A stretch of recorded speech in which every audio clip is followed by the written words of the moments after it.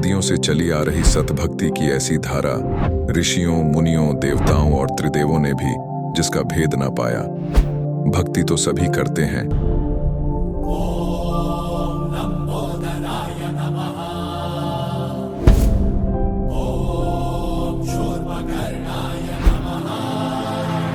और हरदम यह सोच रहती है कि रहने के लिए आलीशान घर हो, घूमने के लिए बड़े बड़े पार्क हो, खाने पीने के लिए स्वादिष्ट भोजन हो, हम कभी बीमार ना हो, कभी दुखी ना हो और कभी भी ना मरे।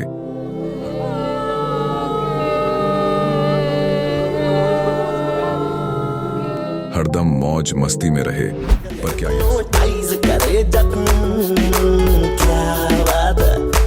पर क्या यह संभव है? हम सब इतनी भक्ति करते हैं, व्रत करते हैं, श्राद्ध निकालते हैं, कावड़ लेकर आते हैं, बोले बोले, बोले, अरे बोले बोले, मंदिरों में जाकर मूर्ति पूजा करते हैं,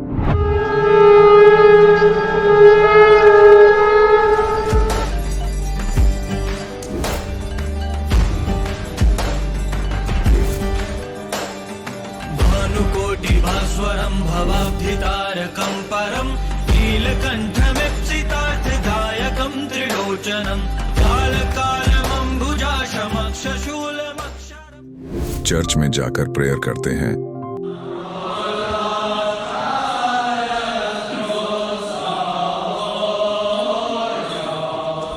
मस्जिद में जाकर नमाज अदा करते हैं,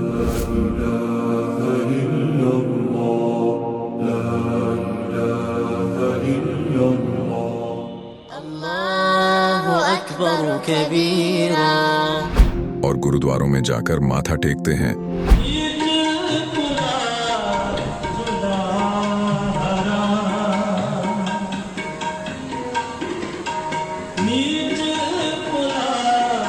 फिर भी दुखी क्यों है? लेकिन क्या आप जानते हैं वो कौन सी भक्ति है? वो भक्ति जिसने मीरा को जहर से बचा लिया, ध्रुव और प्रहलाद की रक्षा की, अंधे को आंखें और बहरे को कान दिए, कोढ़ी को काया दी, दुखियों को सुखी जीवन दिया, मरने वाले को जीवन दान दिया और लाइलाज बीमारियों को दूर किया। जब संत रामपाल जी महाराज जी से दीक्षा ले ली थी, उसके बाद जब उनका कुछ विद इन मंथ कैंसर में राहत मिली। जैसे हम लोग परमात्मा का आदेश आया, हम लोग हॉस्पिटल गए और ऑपरेशन कराया। भगत जी 1 रुपया का भी दवाई माता जी को खाना नहीं पड़ा, और जो डॉक्टर कैंसर है बताते थे, वही डॉक्टर के मुख से हमने ये सुना भगत जी कि ये चमत्कार कैसे हो गया। तो हॉस्पिटल में दिखाया तो कैंसर घोषित कर दिया डॉक्टर ने यहाँ। तो फिर इसके इलाज के लिए घूमे, इलाज भी नहीं हुआ, तो फिर घर पे थक के बैठ गए। कैंसर के लिए जिंदल हॉस्पिटल में रहा, उसके बाद सपड़ा हॉस्पिटल में रहा, उसके बाद जयपुर को दिखाया, उसमें कोई इलाज नहीं हुआ। संत रामपाल जी महाराज जी ने चरणामृत प्रसाद दिया और आशीर्वाद दिया और भक्ति ज्ञान दिया, और उसके बाद मैं तंदुरुस्त हूँ। हर दिन में अपना सब कुछ खाता हूँ, मुझे कोई समस्या नहीं। मेरे को बीमारी ये थी सर कि ब्लड ट्यूब में मेरे को एक प्रकार का पस आ गया था और इन्फेक्शन हो गया था। उस इन्फेक्शन को डॉक्टर लोग वो कह रहे थे कि इसमें आपको ऑपरेशन करना पड़ेगा। आश्रम पहुंचने में परमात्मा का नामदान लिया और जो उन्होंने मुझे उपदेश दिया, उस उपदेश देने के बाद उन्होंने आशीर्वाद दिया। आशीर्वाद देने के बाद तत्क्षण में मेरा ये रोग वहीं के वहीं दर्द बिल्कुल ठीक हो गया। भक्ति सभी करते हैं, लेकिन उपरोक्त लाभ सिर्फ सतभक्ति से ही प्राप्त होते हैं। आज भी सतभक्ति करने वाले हजारों लाखों लोगों को शास्त्र अनुसार भक्ति का अद्भुत अनुभव प्राप्त हो रहा है। आइए जानते हैं ऐसे ही लाखों श्रद्धालुओं में से एक सतभक्ति करने वाले इस श्रद्धालु का अनुभव। नमस्कार जी। नमस्कार जी। क्या नाम है जी आपका? राधिका साहू। राधिका जी, आप कहाँ से हैं? ग्राम सिंहपुर और जिला धमतरी, तहसील कुरूद, छत्तीसगढ़ से। संत रामपाल जी महाराज से नाम दीक्षा आपने कब ली? संत रामपाल जी गुरु महाराज से दीक्षा 10/8/2016 को ली हूँ मैं। संत रामपाल जी महाराज से नाम दीक्षा लेने से पहले क्या आप कोई भक्ति साधना भी करती थी? जी सर, मैं गायत्री परिवार में एक परिवारजक की पद पे नियुक्त थी। गायत्री शक्तिपीठ सिवनी मालवा, जिला होशंगाबाद में हम लोग वहाँ पर पंडिताई करते थे। और पंडिताई करते करते पूरा कर्मकांड कराते थे वहाँ पर, पूरा पूजा कराते थे हम लोग। क्या पूजा करती थी आप वहाँ? गायत्री परिवार के जितने भी कर्मकांड होते हैं वहाँ पर कथा और अभिषेक, क्या बोलते हैं, शादी, जितने भी कर्मकांड के अंदर संस्कार, पुंसवन संस्कार, अन्नप्राशन संस्कार, विवाह संस्कार, पूरे संस्कार कराते थे हम लोग। कितने साल तक रहे आप वहाँ? 18 साल रहे सर जी हम लोग। जैसे कि आपने बताया कि आप गायत्री परिवार में थे और 18 साल से वहाँ कर्मकांड कराते थे, विवाह संस्कार कराते थे, तो फिर संत रामपाल जी महाराज की शरण में आप क्यों आए? क्या कारण रहा? गायत्री परिवार में हम लोग पूजा पाठ करते हुए बहुत दुखी थे सर जी। मेरे शरीर में एक प्रेत थी, एक जीन था और एक प्रेत थी, एक साधु की आत्मा को और एक जींद को। वहाँ पर जो लोकल पंडित जी थे, जो पहले पुजारी थे, वो कहते थे अगर आप लोग यहाँ रहोगे तो आपकी पत्नी को, मैं हमारे यहाँ सर जी से बोलते थे कि अगर आप लोग यहाँ पर पूजा करोगे तो आपकी पत्नी को 3 महीने बाद में आप नहीं पाओगे। तो हम लोग उस समय घमंड करते थे पंडित श्री राम शर्माचार्य जी पर।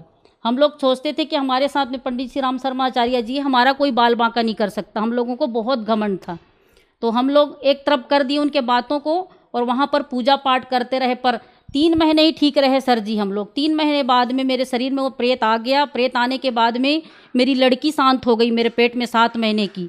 उसके बाद में मेरी एक से एक तकलीफ, मेरे को दिन और रात उल्टियाँ होती थी सर जी।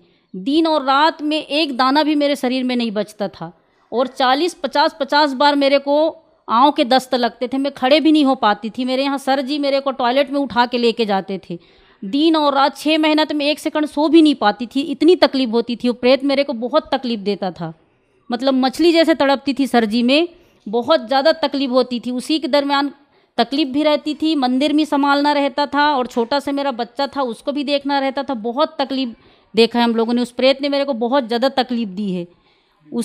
उसी के दरमियान चलते चलते हम लोग पूरा उस क्षेत्र के, छत्तीसगढ़ के जितने भी तांत्रिक हैं उनके पास में, एमपी के जितने तांत्रिक हैं उन लोगों के पास में जा कर के, एक तांत्रिक ने मेरे को सर जी, जो जहाँ पर मुर्दा जलाया जाता है उस मुर्दा के बीच में मेरे को खड़े करके, जबकि कहा जाता है कि लेडीज़ों को वहाँ नहीं जाते हैं, तब भी मेरे को वहाँ पर ले जा कर के एक तांत्रिक ने मुर्दा जलाते उसके बीच में खड़ा किया 12 बजे रात को, अमावस्या के रात को, और फिर उतारा करके एक तरफ फेंक दिया। उसके बाद में एक तांत्रिक ने मेरे को ज़मीन खोद करके 12 बजे रात को, अमावस्या की रात को, इतने पानी में, बरसत पानी में खड़े किए और एक पैर में पुतला बांधा था, एक इस पैर में पुतला बांधा था भगत जी सर जी, और उल्टे पैर को जला दिया। उस तांत्रिक ने इतने इस प्रकार से जला दिया था मेरे पैर को कि मैं 11 महीना तो खड़े भी नहीं हो पाई थी, चल भी नहीं सकती थी। मतलब ऐसा रेंग रेंग के चलना पड़ता था मेरे को। बहुत तकलीफ थी सर जी वहाँ मंदिर में रहते हुए। बहन जी, जैसा कि आपने बताया कि संत रामपाल जी महाराज से नाम दीक्षा लेने से पहले आपने बहुत सारी परेशानियों का सामना करना पड़ा, फिर आप संत रामपाल जी महाराज की शरण में आई। तो क्या संत रामपाल जी महाराज से नाम दीक्षा लेने के बाद आपको लाभ भी मिले? जी सर जी, संत रामपाल जी गुरु महाराज जी से मैंने जैसे ही दीक्षा ली, दीक्षा लेने के बाद में तुरंत मेरे को आराम, मेरे को आश्रम में ही मिल गया था।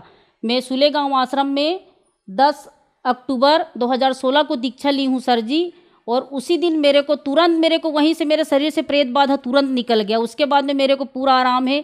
मैं 18 साल तक सर जी ना मैं चावल खा पाती थी, कुछ भी नहीं खा पाती थी, सिर्फ मूंग की दाल, लौकी की जूस और एक रोटी कभी खाती नहीं खा पाती थी सर जी। मैं चल भी नहीं सकती थी, मैं कुछ भी काम नहीं कर सकती थी। मेरा बच्चा है आज, उसकी रमैणी हो चुकी है, शादी हो चुकी है, वो 1ली क्लास में था, मैंने उसको कभी टिफिन बना के भी नहीं दिया। इतनी मेरी स्थिति खराब थी जब गायत्री परिवार में थी तब। और आज मैं बिल्कुल ठीक हूँ, बिल्कुल स्वस्थ हूँ संत रामपाल जी गुरु महाराज जी से जुड़ने के बाद। जैसे कि आपने बताया कि आप गायत्री परिवार में थी और आप पर दुखों का पहाड़ टूट गया था, तो क्या कारण था कि गायत्री परिवार में इतनी भक्ति करने के बाद भी आप इतने दुखी थे? इसका मेन कारण ये था सर जी, गायत्री परिवार में जो मंत्र बोलते हैं, गायत्री मंत्र, वो शास्त्र के विरुद्ध साधना है और संत रामपाल जी गुरु महाराज जी है शास्त्र के अनुकूल साधना बताते हैं। परमात्मा जो है सच्चा ज्ञान देते हैं और वो सच्चा ज्ञान नहीं है। यहाँ पर उस मंत्र में शक्ति नहीं है। उसको जरूर कहते हैं कि गायत्री मंत्र वेदों का मंत्र है, सबसे बड़ा मंत्र है, पर उस मंत्र में शक्ति नहीं है सर जी। उस मंत्र के मैंने लाखों करोड़ों जाप किए हैं। 1.25 लाख का अनुष्ठान करती थी, 24 हज़ार अनुष्ठान करती थी। मेरे जैसे व्रत नवरात्रि 9 दिन में बिना खाए पिए व्रत करती थी और सोमवार को व्रत करती थी, रविवार को व्रत करती थी, गुरुवार को व्रत करती थी, एकादशी का व्रत करती थी, तब भी मुझे कुछ लाभ नहीं मिला। पर संत रामपाल जी गुरु महाराज जी से दीक्षा लेते ही मुझे तुरंत लाभ मिला है। सर जी, गायत्री परिवार में आप लोगों ने देखा होगा, सुना होगा, गायत्री जो मंत्र है उसको वेदों का मंत्र कहा गया है। यजुर्वेद में उसमें ओम नहीं दिया हुआ है, और गायत्री परिवार में जो पंडित श्री राम शर्माचार्य जी उसमें अपने तरफ से ओम लगा दिए हैं। वो मंत्र है भूर्भुवः स्वः तत्सवितुर्वरेण्यम भर्गो देवस्य धीमहि धियो यो नः प्रचोदयात्। ये यजुर्वेद में दिया है, उसमें पंडित श्री राम शर्माचार्य जी ने अपने तरफ से उन्होंने उसमें ओम लगा दिए हैं। तो ये शास्त्र के विरुद्ध साधना है और इसके कारण से लोगों को लाभ नहीं मिलता है। और हमारे संत रामपाल जी गुरु महाराज शास्त्र के अनुकूल साधना बताते हैं, इसलिए प्रत्येक मनुष्य को इसमें लाभ मिलता है। संत रामपाल जी महाराज से नाम दीक्षा कैसे ली जा सकती है? संत रामपाल जी से नाम दीक्षा लेने के लिए विभिन्न चैनलों पर सत्संग आते हैं। 13 चैनलों में चलता है, विभिन्न चैनलों में, और नीचे पीली पट्टी आती है, उन पे नंबर चलते हैं। उन नंबरों से संपर्क करके आप नाम दीक्षा केंद्रों का पता लगा सकते हैं और आपको ज्ञान गंगा जीने की राह बुक बुला करके आप अध्ययन कर सकते हैं।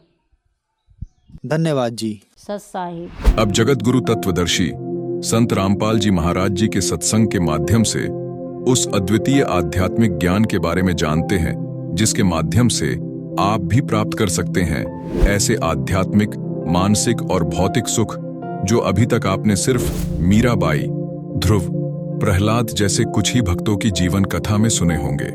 अब सुनिए तत्वदर्शी संत के संग शास्त्र अनुकूल भक्ति सत्संग, ऐसा अद्वितीय आध्यात्मिक ज्ञान जिसका है सर्वधर्मों के पवित्र शास्त्रों में प्रमाण।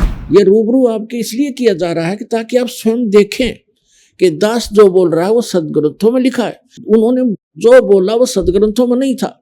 और इस करके हम उनको विद्वान मान लिया क्योंकि उनको कंठस्थ याद थे, चारों वेद भी याद थे। ऐसे ऐसे ऋषि हुए हैं जिनको चतुर्वेदी कहते, और जिनको तीनों वेद कंठस्थ याद थे उनको त्रिवेदी कहा जाता था। जिनको 2 वेद कंठस्थ याद थे वो द्विवेदी कहलाते थे। और कख पता नहीं उन वेदों का घोट घोट रखे थे। तो हम यहां मार खा रहे हैं और अभी तक खा रहे हैं। आम व्यक्ति, जैसे एक बहन कह रही थी कि मेरी सास को मैंने कहा कि आप देखिएगा एक संत का सत्संग आता है, तो दास उस दिन सत्संग सुना रहा था, टीवी पर चल रहा था। वो राधा स्वामी से दीक्षित थी, राधा स्वामी के ही बारे में जानकारी दी जा रही थी। और ये वृक्ष फिर गीता का प्रमाण दिया जाता था। उर्दो मूलो मध्य शाखे 15वें अध्याय का 1 से 4 सुना जा रहा था। उसमें उल्टा लटका हुआ वृक्ष दिखाया जा रहा था। तो बुढ़िया ने वो वृक्ष देख कर फिर आया राधा स्वामी के बारे में चर्चा, तुरंत बंद कर दिया टीवी। उसकी बहू जो पुत्र वधू थी वो यहां से दीक्षित थी,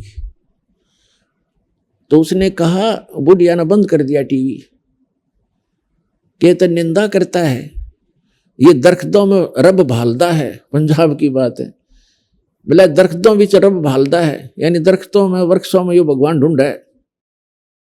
अपने आत्मा यहां मार खा गए हमने क्या देखा, ये राधा स्वामी वाले 40 मिनट बोले अगर मुस्कुल के संत, और कख उनको पता नहीं, अटपट करके चले जाए सारे श्रद्धालु। क्योंकि श्रद्धालु का स्वभाव है वो हाथ जोड़े खड़े रहते हैं। अब बस बड़े वचन सुन लिए, खाक वचन सुन लिए, उन्हें कख भी नहीं पता। तो इसी प्रकार बहुत से अन्य हमारे भक्तों से कहते हैं, जो दूसरे संतों के भक्त हैं, वो कहते हैं तुम्हारे गुरु जी तक पुस्तक पढ़ पढ़ सुनावा है, उन्हें कख भी पता नहीं, उनको याद ही कुछ नहीं रहता। मेरा याद तो सारा है, पर भाई बिना दिखाए काम ना चला, विश्वास नहीं हो सकता।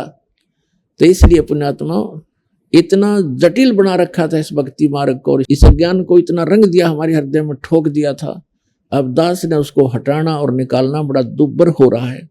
पर परमात्मा ने दया करी, अपने बच्चों को पहले शिक्षा दी और ऐसे इंस्ट्रूमेंट बनवा दिए, ये मीडिया और चैनल, और साथ में ये CD DVD बनवा दी, मोबाइल के अंदर ऐसी बढ़िया सिस्टम करवा दिया। ये गॉड गिवन है, ये सारा कुछ आपके लिए। 43,20,000 वर्ष है चतुर्युग के अंदर, सतयुग, त्रेता, द्वापर में, और ये लगभग 40 लाख वर्ष जा लिए, अभी तक ना हुई ये कुछ भी व्यवस्था।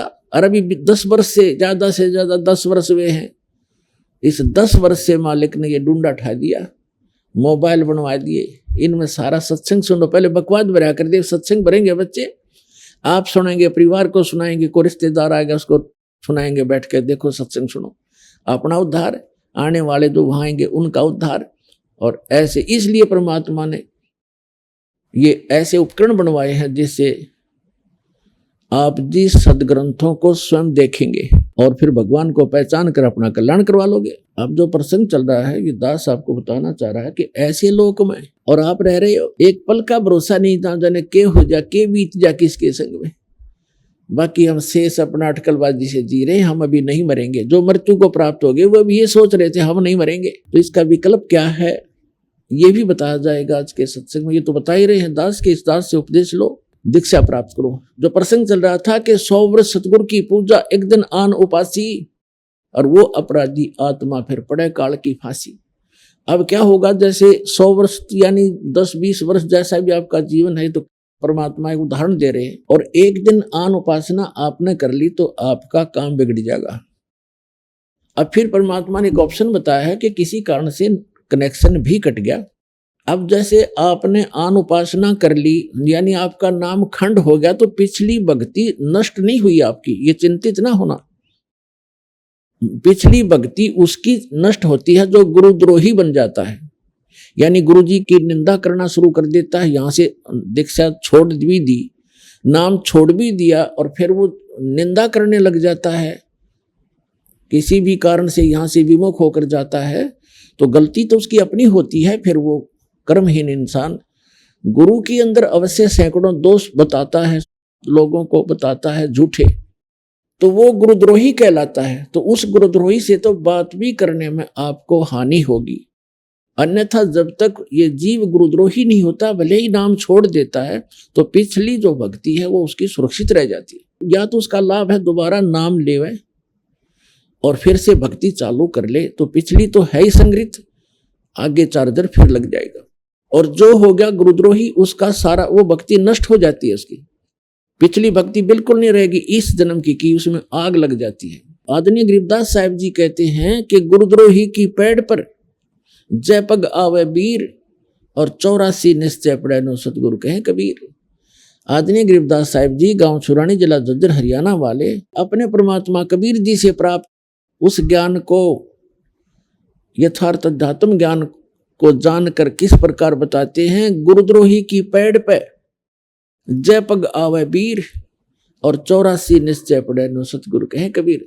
यदि कोई गुरुद्रोही है और गुरु जी की निंदा कर रहा है और उसके साथ आप हाँ में हाँ मिला रहे हो, आप उसको यस कर रहे हो, तो आपने पैड़ पे पैड़ रख ली, कदम से कदम मिला लिया। पैड़ पे पैर रखना, पग रखना, यानी उसकी यस में यस कर दी, आपकी भी भक्ति नष्ट हो जाएगी। तो इसलिए कहते हैं गुरुद्रोही की पैड़ पे जय पग आवे वीर, 84 निश्चय पड़े, 84 लाख योनियों में पक्का जागा वो व्यक्ति, नो सतगुरु कहे कबीर। इसलिए ये बिजली जैसा करंट समझ लेना, इससे इतना डरना पड़ेगा। ये मर्यादाएं हैं, तो मेन मर्यादाएं। छोटी मोटी गलतियों से, किसी व्यवस्था के कारण, मजबूरी के कारण को खंडित भी हो जाता, तो नाम उसमें पिछली भक्ति नाश नहीं होती, और तुरंत उसको आके अपना सुचारू करवा ले, आगे उन गलतियों से बचे। अब ये दास देख रहा है कि भगत और जगत का सदा से ही बैर रहा है, विरोध रहा है, क्योंकि भगत ने जो क्रियाएं करनी होती हैं वो भक्ति को सुचारू रखने के लिए करनी पड़ती हैं, और समाज की क्रियाओं को करते हुए हम भक्ति पर नहीं चल सकते। इसलिए कुछ दिन समाज में विरोध भी होगा, पर नम्रता से पेश आना, झगड़ा ना करना, भगवान को साक्षी रखना, परमात्मा के सामने प्रार्थना करना कि मालिक इनको सद्बुद्धि दो जो हमारा विरोध कर रहे हैं। फिर एक दिन उनको भी आवश्यकता है भगवान की, वो भी आएंगे, उन्होंने ज्ञान सुना नहीं है, इसलिए वो कई जगह आपने सुना है कि गांव में विरोध कर देते हैं, कुल के लोग भी विरोध कर देते हैं, खुद परिवार के सदस्य भी विरोध कर देते हैं। करने दो उनको, पर आप अपनी क्रिया को छोड़ना नहीं, भक्ति करते ही रहना। और किसी कारण से कोई मजबूरी व्यवस्था के कारण हो भी जाता है, तो परमात्मा से हृदय से माफी मांगना, अपनी व्यवस्था प्रकट करना दाता के सामने, और फिर दोबारा आकर के दीक्षा अपना कनेक्शन फिर से चालू करवा लेना यहाँ आकर के, फिर कोई हानि नहीं होगी। तो यहाँ परमात्मा कहते हैं कि गुरुद्रोही की पैड़ पे, पैड़ माने उसके पैर के चिन्ह पर जहां से वो गुजरा है। एक तो पैड़ होती है, जैसे गुरुद्रोही जा रहा हो और उसके पीछे आप जा रहे हो, ये नहीं कि उसके कदम पर कदम रखेगा उसके चिन्ह पर, ऐसा नहीं। पैड़ पे पैड़ रखना, कदम से कदम मिलाना, कदम से कदम मिलाना मीन उसकी सब बातों को आप स्वीकार कर लेते हो, तो वो गुरुद्रोही की पैड़ पे पैर रख दिया आपने। जैसे कोई आपके गुरुजी की निंदा भी कर रहा है, आप कहीं बैठे हो, जैसे बस में बैठे और दूसरी सीट वाला ही ये बातें करना शुरू कर देता, तो आप कहाँ जाओगे? उससे लड़े नहीं, क्योंकि लड़ने से तो बात बिगड़ती है भगत की। उससे लड़े नहीं और उसके द्वारा जो बकवाद की जा रही है वो आपके हृदय में घर करे नहीं कि ये वैसे नींद में बन रहा है, बांधन दे, भौंकण दे इसको। और ये मंत्र है, इससे ये आपकी भांग उतर जाएगी और ये भांग उतरने के बाद फिर आपको पता चलेगा कि मैं कहाँ रह रहा हूँ। जैसे एक शराबी शराब पी के, जैसे हरियाणा जैसे क्षेत्र में, राजस्थान जैसे क्षेत्र में, राज्य में शराब पी करके बाहर पड़ा है गर्मी में दिन के 12 बजे और बुरा हाल, पसीना पसीना हुआ है, रेत में लिपटा पड़ा है। उसको कोई कहे कि उठ भाई, आप तो बहुत गलत स्थान पर पड़े हो, चलो आपको छाया में बैठाता हूँ, आपको प्यास भी लगी होगी। तो वो पड़ा पड़ा गदा जोड़ दे मौज हो रही है। अब उसको पता है नहीं तो पड़ा कहाँ है, क्योंकि वो होश में नहीं है, उस नशे से बोल रहा है। और जब वो होश में आएगा, सचेत होगा, वह शराब उतर जाएगी, उसकी नशा उतरेगा, तब वो देखेगा और उसको कोई बताएगा कि तू यहाँ पड़ा था कल, तो उसको स्वयं महसूस होगा कि मैं गलत जगह पड़ा था, अरे यह शराब पीनी नहीं चाहिए। उस समय तो मन में आओगी, पर सामने फिर घुटी ला बैठेगा। तो कहने का भाव ये है कि हम सत्संग सुनते हैं, सत्संग सुनने के बाद हमें पता चलेगा या भांग उतरेगी, शराब उतरेगी, नशा इस काल का, इस झूठे सुख को सुख है, ये मान रहा मनमोद, ये सकल चबीना काल का, कुछ मुख में कुछ गोद। फिर आपको जब यह नशा उतर जाएगा, सत्संग रूपी एंटीबायोटिक ये टेबलेट खाते हैं, फिर आपको महसूस होगा कि हम कहाँ रह रहे हैं, ये कोई लोक है, ये कोई स्थान है जिसमें हम रह रहे हैं। तो ये एंटीबायोटिक सत्संग आपको इसलिए सुनाया जा रहा है कि ताकि आपका ये नशा उतरे जहां आप रह रहे हो और जिसको आप अपना मान रहे हो। फिर परमात्मा कहते हैं कि यदि आपने ये ज्ञान समझ में आ गया और आपके बच्चे हैं, आपका परिवार है, बहुत अच्छी बात है, क्योंकि ये भी भगवान के बच्चे हैं, इनमें प्यार, इनमें मोह, इनके प्रति अच्छा स्वभाव भाव बरतना, व्यवहार, अच्छा व्यवहार करना, तो ये हमारा नैतिक फर्ज बने है। लेकिन इनको भी अगर सुरक्षित रखना चाहते हो, जब तक आपका जीवन है, ये बेमतलब की जो दुर्घटनाएं होंगी, अकाल मृत्युएं होती हैं, तो इनसे दुख होता है हमारे को, बच्चा मर गया, कोई पत्नी मर गई, कोई पति मर गया, किसी को कैंसर होगी, तो उनसे बचने के लिए परमात्मा कहते हैं आप मेरी द्वारा दी गई ये साधना करो, ये मंत्र जाप करो, मैं तुम्हारी फिर रक्षा करूंगा, अकाल मृत्यु नहीं होने दूंगा। तुम्हारे बच्चे तुम्हें प्यारे लगते हैं, 5 पिता प्यारे लगते हैं, तो ये तभी ये प्यार बना रहेगा जब सत भक्ति करोगे, ये भी सुरक्षित रहेंगे। जब तक आप यहाँ रहोगे, आप यहाँ भी ठीक रहोगे और भगवान बच्चों को भी सद्बुद्धि देगा, आपकी भक्ति बनेगी, आपकी वृद्धावस्था भी अच्छी तरह व्यतीत होगी, क्योंकि सत्संग सुनने वाले और भक्ति करने वाले बच्चे, पुत्र वधू और पुत्र अपने आप विनम्र हो जाते हैं, उनके अंदर दया भाव भर जाती है और कोई लोभ लालच से वो सेवा नहीं करते, वो एक अपना नैतिक कर्तव्य जानकर फिर सेवाएं करते हैं। तो आपकी वृद्धावस्था भी सुथरी बीतेगी, भगवान की कुछ भक्ति साथ देगी, कुछ बच्चों में परमात्मा उनमें भाव अच्छा भरेगा। तो इस प्रकार परमात्मा कहते हैं जब तक आप यहाँ रहो इस गंदे लोक में, तो हमारी शरण ग्रहण करो, आपको यहाँ भी सुख दूंगा। और जब यहाँ से जाओगे, विमान में बैठकर जाओगे, आपको महसूस ही नहीं होगा कि आपकी मृत्यु हुई। आप शरीर छोड़ोगे पता नहीं चलेगा, क्योंकि ये तो एक ऊपर का खोखा है, ये तो सबसे गंदा बॉडी है जो आपको प्राप्त है, हमें प्राप्त है, और इसमें इसको हम फाइनल मान रहे हैं, तो बहुत अच्छा है। ये अच्छा इसलिए है कि इससे हम भक्ति कर सकते हैं, ना युक्ति अच्छा नहीं। और इस भक्ति के लिए ये सबसे अच्छा है, क्योंकि ये मानव शरीर बार बार प्राप्त नहीं होता, इसलिए इसका सदुपयोग करें। अब हम आपको बताना चाहेंगे, ये दास आपको बताएगा कि आप यहां फंसे कैसे। सबसे पहले आपको इस भक्ति मार्ग में लगने से पहले, इस ज्ञान को ग्रहण करने से पहले सृष्टि रचना का ज्ञान होना अनिवार्य है। जिसमें आपको सृष्टि रचना का ज्ञान हो जाएगा, फिर आपको सभी सदग्रंथ और युग काल का सारा जाल आसानी से समझ में आओगा। तो पुण्यात्माओं, ये सत्संग, ये ज्ञान हमने कभी सुना नहीं था, जिस कारण से प्रथम बार सुनोगे तो ऐसा लगेगा जैसे वैसे बनावटी सी कहानी है, लेकिन जब सदग्रंथों से दास प्रमाणित करेगा उस कथा को, आप दांतों तले उंगली दबाओगे कि सचमुच ये तो सारा ही सत्य है। अब आपको दास सुनाएगा। परमेश्वर कबीर जी जो हैं, ये धानक दुल्हा रूप में जो काशी में 120 वर्ष रहे थे, ये पूर्ण परमात्मा हैं, ये सारी सृष्टि के रचनहार हैं और हम सभी आत्माओं के जनक हैं। और परमात्मा जैसे कोई क्रिएटर है तो क्रिएशन के बारे में वो क्रिएटर ही बता सकता है। अपने द्वारा रची हुई सृष्टि को रचने वाला ही बता सकता है, इसलिए अभी तक ये सृष्टि रचना का ज्ञान किसी को नहीं था, ना श्री ब्रह्मा को, ना श्री विष्णु को, ना शिव को। केवल उन महापुरुषों को अवश्य हुआ जो परमात्मा से परिचित हुए हैं। जिनमें से कौन कौन है? आदरणीय धर्मदास साहिब जी, आदरणीय मुल्कदास साहिब जी, आदरणीय नानक साहिब जी, आदरणीय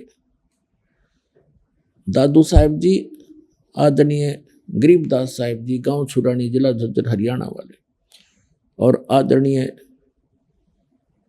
गीसा दास साहिब जी, गांव खेकड़ा, पहले जिला मेरठ था, बागपत बन गया बताते हैं, जैसा भी, उत्तर प्रदेश वाले।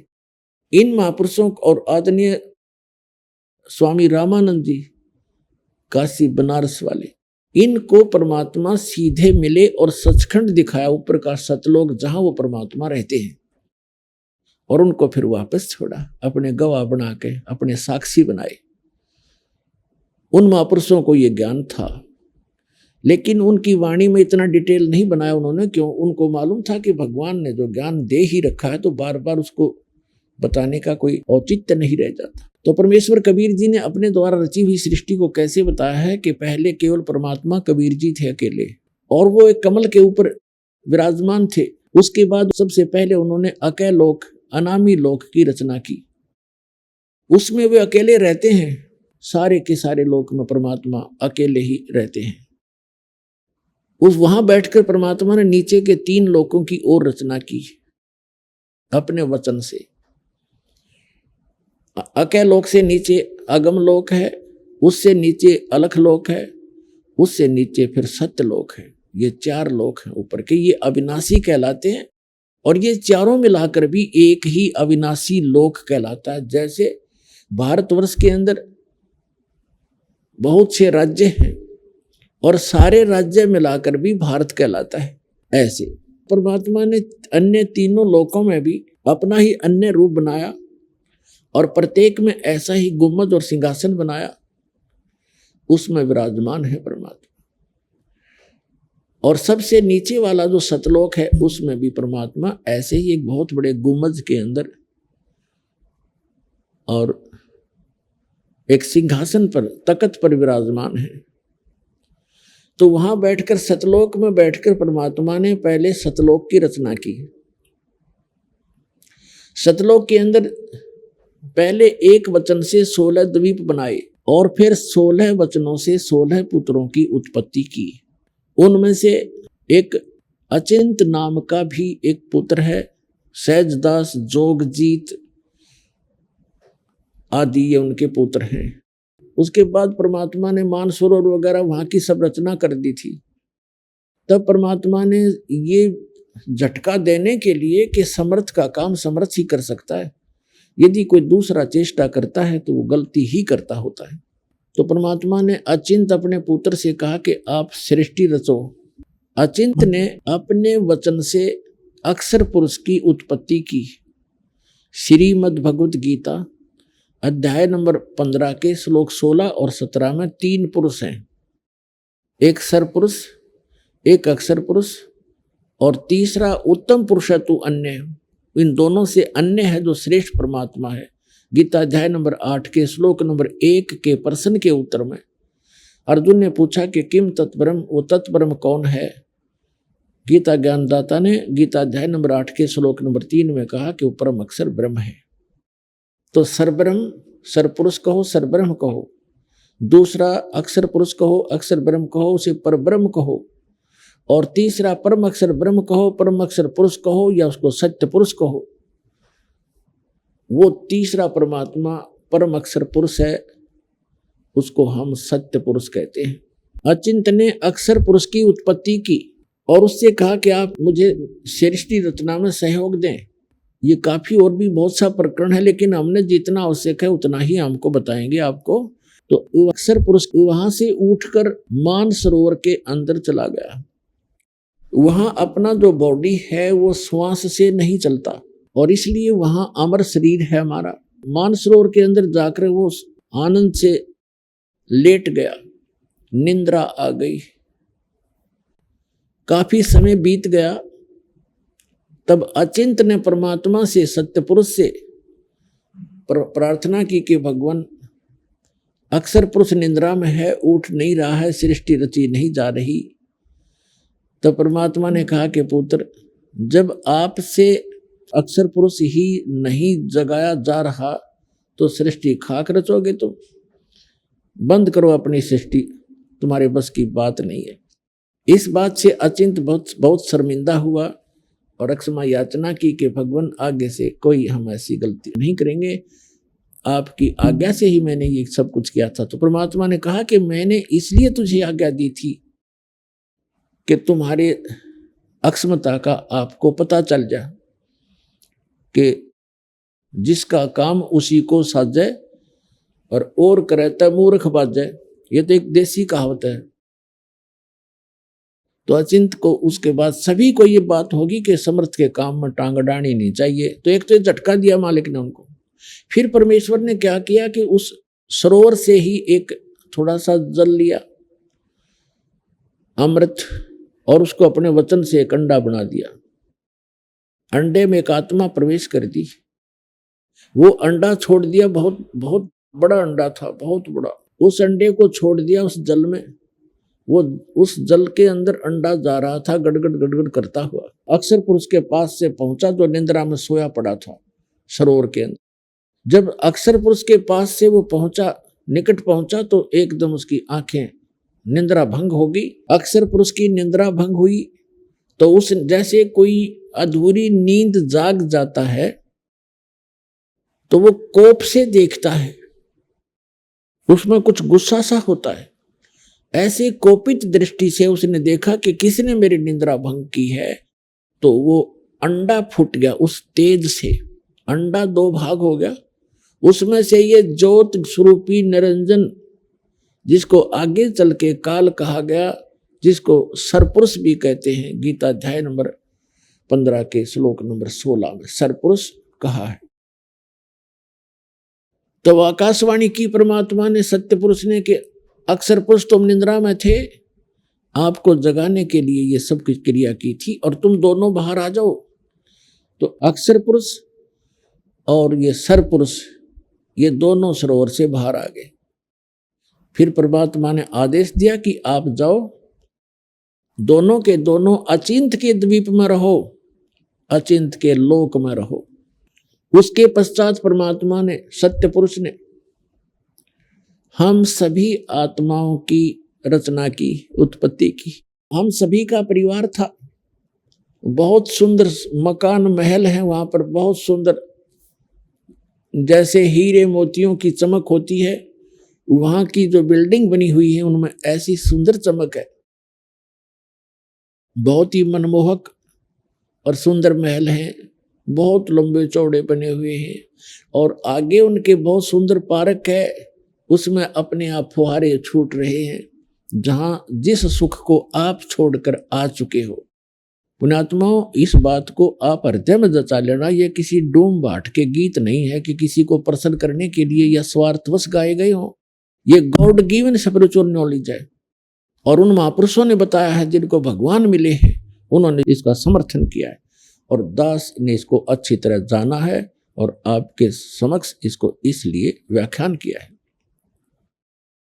वो सुख वहां पर है, कोई काम नहीं, आपस में कोई राग द्वेष नहीं, क्योंकि किसी चीज का अभाव नहीं है। जैसे आप एक रिहर्सल करते हो, यहां आते हो सतलोक आश्रम बरवाला जिला हिसार में, और यहां आप चाहे कितने ही दिन रुको 2 दिन 4 दिन हफ्ता 10 दिन, तो आप क्या देखते हो कि आपको एक जैसी व्यवस्था, लेटने बैठने सोने का स्थान एक जैसा, पंखे कूलर जो लगे हुए हैं वो आपके एक जैसे, और उधर से खाना है सबको एक स्थान पर बना बनाया तैयार मिलता है। कभी जाओ खाना खाओ, कभी किसी टाइम चाय की भरी भराई वो टैंकी तैयार रहती है, कभी टूटी मरोड़ी गिलास भर पियो गटगट। तो इस यहाँ आपको बगैर किए सारी वस्तु मिल रही है, और यहां भी कोई राग द्वेष पैदा करता है तो मूर्ख आदमी है। अब क्या करते हैं हमारी, क्योंकि वृत्ति घनी खराब हो रही। अब जैसे आपका बिस्तर लगा हुआ है, सबको एक जैसा बिस्तर है, सबका एक जैसा मैट है, और कोई आकर साथ में आपके लेट भी जाता है अनजान से, तो उसको बेमतलब खस्साइयों का मेरी जगह पता नहीं क्यों बिछा लिया, हट यहां से, तो ये तो मूर्खा की बात है। 2 फुट नून डाल ली इसमें, के कौन सा आश्रम छोटा है यो। तो इस तरह को बकवाद करे तो वो अलग बात है। बाकी यहाँ कोई भी ऐसी वस्तु नहीं है जिसमें आपने राग द्वेष करना पड़े, और सारी चीज नहाओ दो, भगवान के गुण गाओ, भूख लगा रोटी खाओ, जल करे जब चाय पी लो, बता फिर और क्या चाहिए।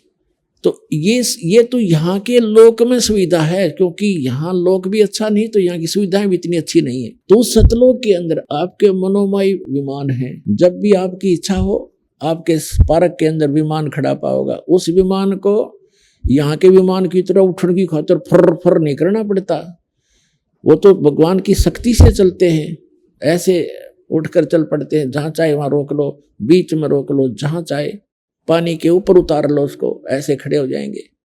तो कहने का भाव ये, उन सुखों को हम छोड़े और उनको हम यहाँ ढूंढ रहे हैं। यहाँ तो 21 ब्रह्मांड में नहीं पा सकते आपको। और हमारे अंदर एक दोष और है कि जब हम सुखी हो जाते हैं तो भगवान को भूलते हैं, और यहाँ हम मार खाते हैं। इसलिए परमात्मा आपको याद दिलाते हैं, यहाँ जो आप फंसे हुए उनको, कि सुख में भगवान को भूला नहीं करते, बहुत बड़ी मार खा जाते हो। तो वहां सुख में हम भगवान भूले, वहां कुछ वर्षों के बाद, कुछ वैसे यहाँ के युग, वहां कोई समय सीमा नहीं है, तो हम यहाँ हैं इसलिए कुछ उसके हिसाब से बता रहे। कुछ युगों के बाद क्या हुआ कि इस सरपुरुष के मन में खरपतवार पैदा हुआ, और जो आपके यहाँ भी विद्यमान है हमारे अंदर सब में, उसके मन में ये आया कि हम 3 जने एक द्वीप में रह रहे हैं, और बाकी जितने भी सभी आप भी अलग अलग द्वीप थे आपके, अलग अलग स्थान थे आपके बहुत बड़े बड़े, तो और सभी अकेले रह रहे हैं, यानी अपने परिवार के साथ रह रहे हैं, तो भी वो इंडिविजुअल रह रहे हैं। तो इसके मन में ये दोष आ गया कि हम 3 एक द्वीप में एक स्थान पर, और बाकी सब इंडिविजुअल हैं। तो उसने सरपुरुष ने अलग से स्थान प्राप्त करने के लिए तपस्या शुरू कर दी। जब यहाँ के 70 युग तक उसने तप कर लिया, तब परमात्मा ने पूछा सत्य पुरुष ने कि सरपुरुष आप क्या मांगते हो, क्यों तपस्या कर रहे हो। तब उसने कहा कि भगवान आप तो अंतर्यामी हैं, आपको सब मालूम है, फिर भी मैं अपनी अर्ज लगाता हूं। ये स्थान मेरे लिए कम है, हम 3 एक स्थान पर रह रहे हैं, अचिंत, अक्षर पुरुष और सरपुरुष। हम तीनों एक स्थान पर रह रहे हैं, अन्य भाइयों के पास, सब बहनों के पास अलग से स्थान है, मैं अपना अलग स्थान चाहता हूं। तब परमात्मा ने, सतपुरुष ने कहा कि आपको 21 ब्रह्मांड देता हूं। जैसे कोई धनी पिता अपने पुत्र को 21 प्लाट दे दे, उनमें कंस्ट्रक्शन नहीं होती प्लाटों में। तो उसने जाकर के परमात्मा ने उसको एकांत स्थान पर सतलोक के बाह्य क्षेत्र में 21 प्लाट दे दिए, 21 ब्रह्मांड दे दिए। अब ये सरपुरुष वहां घूम रहा है, कभी उस प्लाट को देख रहा है, कभी उस प्लाट को देख रहा है, कभी उसको देख रहा है, खाली पड़े। फिर उसके मन में आई कि इनमें कंस्ट्रक्शन हो, रचना हो, तब बात बने। इसने फिर तपस्या शुरू की, क्योंकि सारा कुछ वो कुल मालिक है जिसके आगे सभी भिखारी हैं। तो इस ज्योत स्वरूपी निरंजन अर्थात सरपुरुष ने, काल ने फिर से तपस्या की और 70 युग जब तप कर लिया, जो परमात्मा ने पूछा भी क्या मांग रहा है तू, अब इसने कहा कि भगवान मुझे कुछ सृष्टि रचना की सामग्री दे दो, कुछ मटेरियल दो जिससे मैं कोई रचना करूं अपने प्लाटों में। तब परमेश्वर ने उसको 5 तत्व और 3 गुण दे दिए। केले बेटा खेल खिलौनों ते ये 3 गुण, रजगुण, सतगुण और तमगुण दे दिए, और ये 5 तत्व दे दिए, जैसे आकाश, अग्नि, वायु, जल, पृथ्वी आदि। इसने वहां पर इन पदार्थों से रचना की, इन मटेरियल से। फिर इसने सोचा कि इसमें कुछ आत्मा भी मेरे साथ हो, अकेला करूंगा क्या। इसने फिर से तपस्या शुरू की। अपने आत्मा हम क्यों फंसे, उसका कारण ये बना कि जब ये तपस्या कर रहा था और हम सभी आत्माएं इसको देख रहे थे, ये कभी ये एक पैर पे खड़ा होकर तपस्या कर रहा था, कभी उस पैर को बदल लेता था, कभी उसको बदल लेता था, और हम इसको देख रहे थे। हम इसके ऊपर आसक्त हो गए, क्योंकि वहां अब हमारी नजर जो है बहुत तेज होती है, बहुत दूर से भी हम बिल्कुल साफ देखते हैं। हम इस पर आसक्त हो गए और अपने परमात्मा से विमुख हो गए। हम पतिव्रता पद से गिर गए। अब ये बुराई आपके अंदर आज भी है, हमारे अंदर। जैसे कोई हीरो या हीरोइन, अभिनेता या अभिनेत्री अपनी रोजी रोटी के लिए चटक मटक डांस डूंस करते, बेमतलब की एक्टिंग करते, और ये युवा बालक, लड़के और लड़कियां उनके ऊपर आसक्त हो जाते हैं। ये मेरा फेवरेट हीरो है, ये मेरी फेवरेट हीरोइन है, और लेना एक ने देनी दो, बेमतलब बकवाद करनी। खक है तुम्हारा, तुम्हें निकट भी नहीं जा सकते उनके। और यहाँ कोई हिसार या बरवाला के अंदर कोई आ जाए, उनमें से ये चटक मटक करने वाले हीरो हीरोइन, देखो इन युवा बच्चों की वहां जम घट जुड़ जाएगा, और वो कम से कम भी 200 फुट दूरी पर स्टेज पर खड़े होंगे और वहां से चटक मटक कर रहे होंगे, और ये बड़े खुश हो रहे होंगे। बता, सारे दिन धूल फांक कर उल्टे आ जाए, खाक मिला उनसे उनको। वो अपनी रोजी रोटी के लिए प्रसिद्धि पा रहे हैं, और हम ये बच्चे उसके ऊपर आसक्त हो रहे हैं। ये दोष हमारी आत्मा में वहां से घर किया हुआ है। और जैसे कितने ही अच्छे भाई बहन हैं, कितने उनमें प्यार है, और कुछ दिनों के बाद विवाह होगा, विवाह होते ही अलग होना कंपलसरी है उन्हें। मरोड़ी कुछ भी लग गया उनके मन में, अलग जरूर होंगे, रह ही नहीं सकते। तो ये भी वहां से लगी थी। न सोचेंगे अलग होकर मैं यूँ बनाऊंगा, अपने बच्चा न बढ़िया खुआऊंगा और बढ़िया कोठी बनाऊंगा, न्यारा रहूंगा। वो तो होना जाना वही है जो आपको मिला, लेकिन दुर्बुद्धि हमारे अंदर घर कर चुकी है, ये अपना प्रभाव दिखाती ही रहेगी। यहाँ इसका कोई विकल्प नहीं है। इसका विकल्प यही है कि आप जो दास बता रहा है, ज्ञान भगवान ने बताया है, इस अनुसार साधना करके आप यहाँ से पीछा छुटवा के उस लोक में चले जाओगे जहाँ कोई दुख नहीं, वहां कोई परेशानी नहीं है, वहां मृत्यु नहीं, बुढ़ापा नहीं, कोई रोग नहीं। ऐसा सुंदर शरीर मिलेगा। इस शरीर के अंदर एक सूक्ष्म शरीर है, और उस सूक्ष्म शरीर के ऊपर एक और अंदर और शरीर है, 3-4 शरीर है। उसके बाद आत्मा का ओरिजिनल शरीर है, बॉडी है। उस बॉडी के ऊपर वहां जाकर के और एक शरीर मंडा जाएगा जैसा ये है, और वो शरीर अमर होगा। उसमें नाड़ी तंत्र नहीं है, और उसमें राग द्वेष नहीं है, उसमें बीपी हाई लो शुगर या कोई उसमें डिसीज नहीं होता। इतना सुंदर शरीर मिलेगा। और पहले हमें वही प्राप्त था, वो हमारा, हम आके इसमें फंस गए हैं। अब इस ज्योत स्वरूपी निरंजन ने अपने साथ कुछ आत्माओं को लेने के लिए फिर तपस्या शुरू की। जब इसने तीसरी बार जो तपस्या शुरू करी, तब परमात्मा ने पूछा कि ज्योत निरंजन अब क्या मांग रहा है, जो मांगा तुझे दे दिया। और उस दौरान जब हम इस ज्योति निरंजन पर आसक्त थे, इसकी ये तपस्या कर रहा था और हम देखे थे। और आज भी ये देख लो आप, किसी गांव के गोरे बनी में और कोई बाबा तपन लग जाए, सारा गांव देखने जाएगा उसने, सारा गांव देख का होगा बाबा तप है, 10 दिन हो गए, 20 दिन हो गए, 1 महीना हो गया, बैठे नहीं हो तो खड़ा रहे, झूल झूल पर झूल है, बस सारे देखने जाएंगे। बता कोई बात हुई?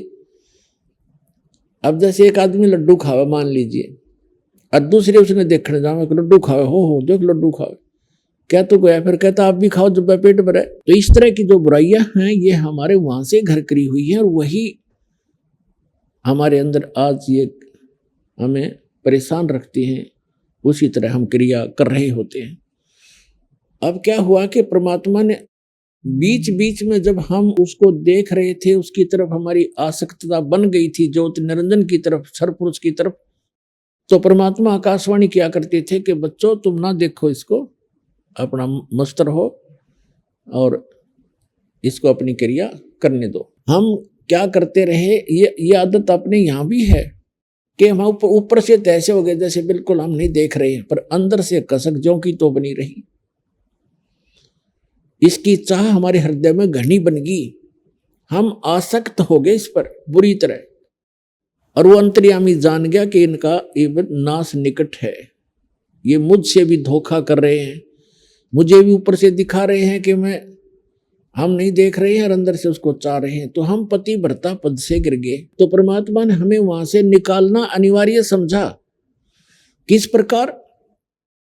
जैसे सेब विक्रेता होता है, सेब ये फ्रूट, उसको वो सेब कितनी प्यारी होती है और एक सेब कितनी कीमती होती है। अब वो देखता है कि जो सेब डिफेक्टिव होगी, भले ही वो कितनी कीमती भी थी और प्यारी भी थी, लेकिन वो रखेगा नहीं उनमें, उसको उठाकर कूड़े में फेंकना उसकी मजबूरी है, ना तो औरन खराब कर दे वो।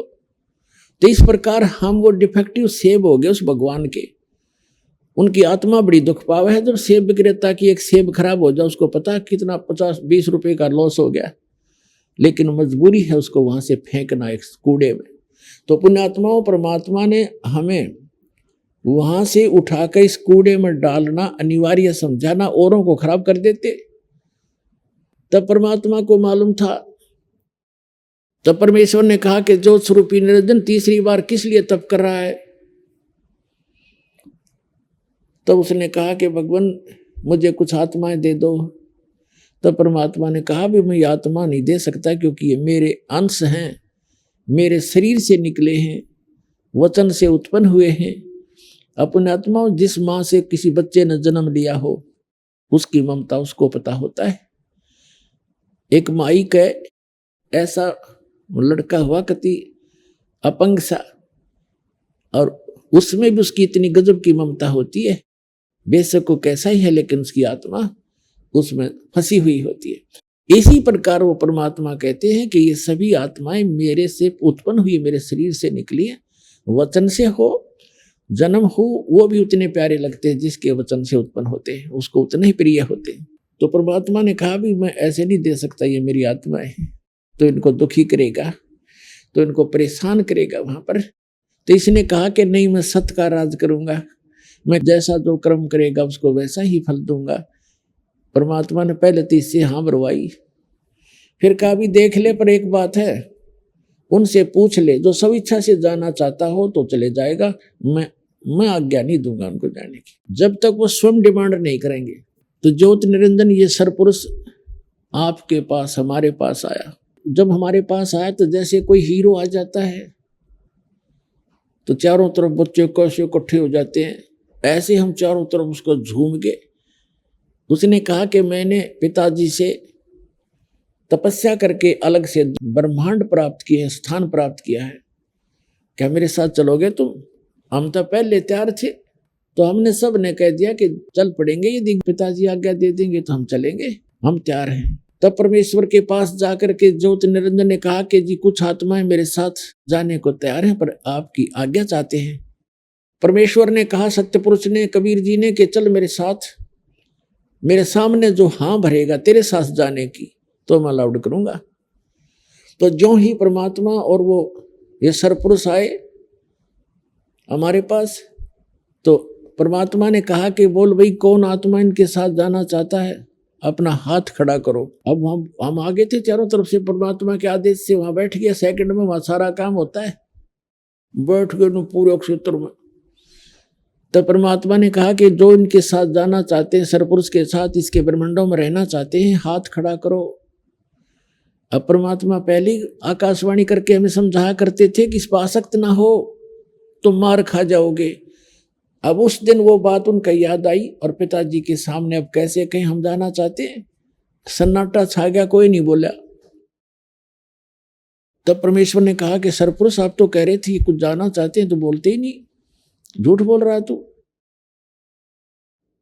तब सरपुरुष ने कहा कि पिताजी ये आपके सामने नहीं बोल रहे हैं, पहले तो सभी कह रहे थे जितने यहाँ बैठे हैं। तब इतनी बात हो रही थी, तभी एक आत्मा ने खड़ा होकर के स्वीकृति दी उसको। अब जो ही उसने एक खड़ा हुआ तो हमने सभी ने हाथ खड़े कर दिए और खड़े भी हो गए। हमने सोचा कहीं ये अकेला ही सारा काम लूट ले और हम रह जा पीछे। देखा देखी सारे खड़े हो गए, जितने यहाँ फंसे हुए हैं, चींटी बने हैं, हाथी बने हैं, कुत्ते बने हैं, गधे बने हैं, सुअर बने। अभी आपने सुने जगत गुरु तत्वदर्शी संत रामपाल जी महाराज के मंगलमय सत्संग प्रवचन। आइए अब सुनते हैं उन भक्तों के अनुभव जिन्होंने संत रामपाल जी महाराज के प्रमाणित ज्ञान से प्रभावित होकर नाम दीक्षा लेकर अनेकों लाभ प्राप्त किए। नमस्कार जी। सत साहेब। क्या नाम है जी आपका? सुनीता ठाकुर। कहाँ से हैं जी आप? हम झारखंड गोड्डा जिला ग्राम मालनी से हैं। संत रामपाल जी महाराज से नाम दीक्षा आपने कब ली? संत रामपाल जी महाराज जी से दीक्षा 2021 में ली है। सुनीता जी आपने क्या क्या भक्ति साधनाएं की हैं अभी तक? शंकर भगवान जी उनको गुरु मानते थे, वही मतलब भक्ति वगैरह उन्हीं की पूजा वगैरह करते थे। तो फिर आप संत रामपाल जी महाराज जी की शरण में कैसे गईं? जब हमने PNB मेटलाइफ में काम करते थे एजेंसी चैनल इंश्योरेंस सेक्टर में, तो उसी दौरान हमने पॉलिसी के लिए जो बात करने जाते थे तो एक भगत जी के कहाँ इत्तेफाक से चले गए पॉलिसी के लिए।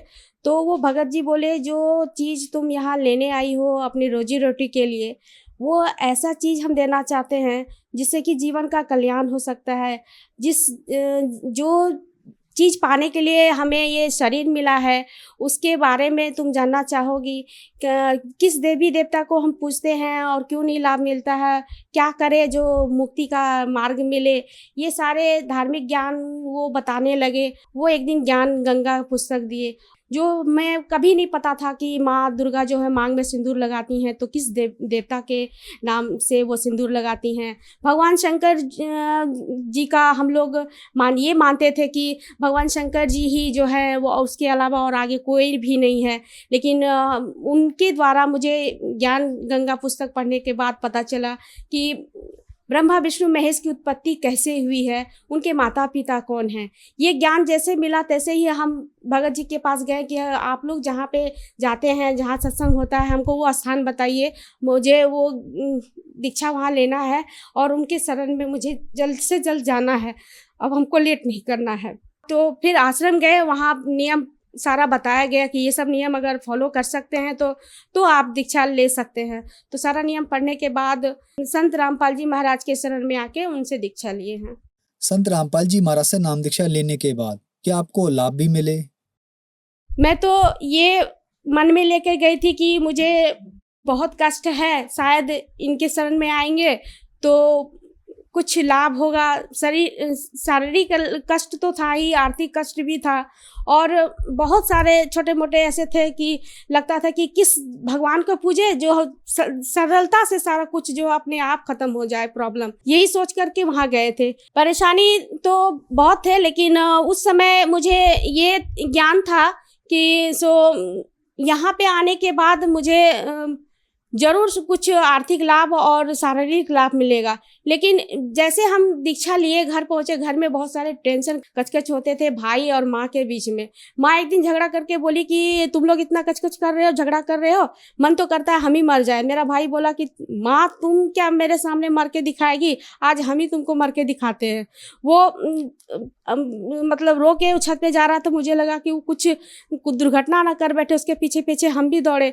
वो गेट बंद किया और अलविदा कहने लगा, और तो हम चिल्लाने लगे कि इसे लगता है कुछ ये फांसी वगैरह लगाया है, जल्दी दौड़ो। सब मोहल्ले के लोग ने आके देखा, खिड़की तोड़ा तो देखा कि पंखे में वो फंसरी लगाए, फंदा लगाए हुए लटक रहा है। तो हम अपना बेटा, जो मेरा बेटा 15 साल का था, उसको हम कंधे पे चढ़ा के वेंटिलेटर पे दिखाए। फिर अचानक से याद आया कि संत रामपाल जी महाराज बहुत चमत्कार करते हैं, बहुत लोगों पे दया करते हैं। उनका ख्याल आया और उनसे हम प्रार्थना करने लगे, हे परमात्मा आज मेरे भाई का जान बचा लीजिए। तो ऐसे ही प्रार्थना कर रहे थे, मेरे कंधे पे मेरा बेटा वहाँ वेंटिलेटर से देखा कि मम्मी फंदा टूट गया है, मामा गिरे हैं। फिर 5 मिनट के बाद सब रोने लगा कि पता नहीं क्या हुआ है। 5 मिनट के बाद वो लड़का स्वतः गेट खोला और सभी ने देखा कि वो होश में आया है। सिर्फ उसका गर्दन में ब्लड जाम हुआ था और फिर डॉक्टर के पास लेके गए। आज मेरा भाई ठीक है, संत रामपाल जी की कृपा से मेरा भाई ठीक है। दूसरा लाभ, मेरे पेट में पथरी था और पथरी 10 mm का था। डॉक्टर बोला था कि ऑपरेशन कराना है, लेकिन मुझे परमात्मा पे पूरा पूर्ण भरोसा था कि वो सबका दुख हरते हैं तो मेरा भी दुख हरेंगे।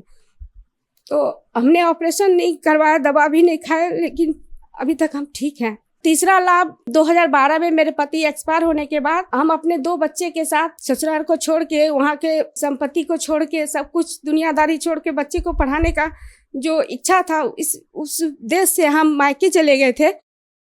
तो अब इधर 2023 में जब मैट्रिक का एग्ज़ाम दिया मेरा बेटा, एग्ज़ाम से पहले वो पढ़ाई नहीं करता था। रात दिन चिंता होता था कि जिस उद्देश्य से हम मायके आए हैं, अगर मेरा बेटा मैट्रिक पास नहीं करेगा तो हम अपने ससुराल वालों को क्या मुँह दिखाएंगे। हम आश्रम जाते थे, रोते थे गुरुजी के पास, गुरुजी वो तो पढ़ाई नहीं कर रहा है, लेकिन कृपया उस पर दया करिएगा। भगवान की कृपा से आज वो पास हो गया है और मेरी बेटी 82% मार्क्स लाई है। दोनों बच्चा मेरा मैट्रिक पास कर गया। आर्थिक स्थिति ये थी कि बच्चा बहुत ही उद्दंड था, उसको पढ़ाने के लिए हम जॉब में थे, लेकिन इंश्योरेंस सेक्टर में जब तक हम काम नहीं करेंगे तो हमें सैलरी या फिर इंसेंटिव मिलता है वो नहीं मिल पाता था, सिर्फ थोड़ा बहुत आता था पैसा। तो स्कूल का फ़ी भरने के लिए लोन वगैरह लेना पड़ता था। तो लोन कैसे रिकवर हम किए, वो परमात्मा की बहुत बड़ी कृपा थी। बेटा जन्म से ही साइनस की प्रॉब्लम था, सांस की प्रॉब्लम था, जिसको कि ऑक्सीजन कभी कभी चढ़ाना पड़ता था। 1.5 साल से वो स्वस्थ है, वो प्रॉब्लम उसमें नहीं आ रहा, जो कि जन्म के बाद से ही हर 2 महीने के बाद जो है डॉक्टर के पास जाना पड़ता था। 5,000 6,000 हर महीने जो है उसके पीछे खर्च होता था। वो सारा पैसा बचत हो रहा है, आर्थिक में बहुत लाभ मिल रहा है। संत रामपाल जी महाराज की बहुत बहुत कृपा है, जो आज हम बच्चे मेरे स्वस्थ हैं, हम भी स्वस्थ हैं। संत रामपाल जी महाराज से नाम दीक्षा लेने के बाद आपको बहुत सारे लाभ मिले। तो जो दर्शक आज आपको टीवी पर देख रहे हैं, खास करके वो महिलाएं जो संत रामपाल जी महाराज से नाम दीक्षा लेना चाहती हैं, तो कैसे ले सकती हैं? संत रामपाल जी महाराज से दीक्षा लेने के लिए विभिन्न चैनल चलते हैं, पट्टी आती है, उनका नंबर वहाँ पे मिलेगा। वहाँ से नंबर लेकर के आप डायल करिए और अपने क्षेत्र के जो नामदान केंद्र है वहाँ पे जाइए और अपना नामदान दीक्षा लीजिए और अपना कल्याण कराइए। धन्यवाद जी। सत साहिब।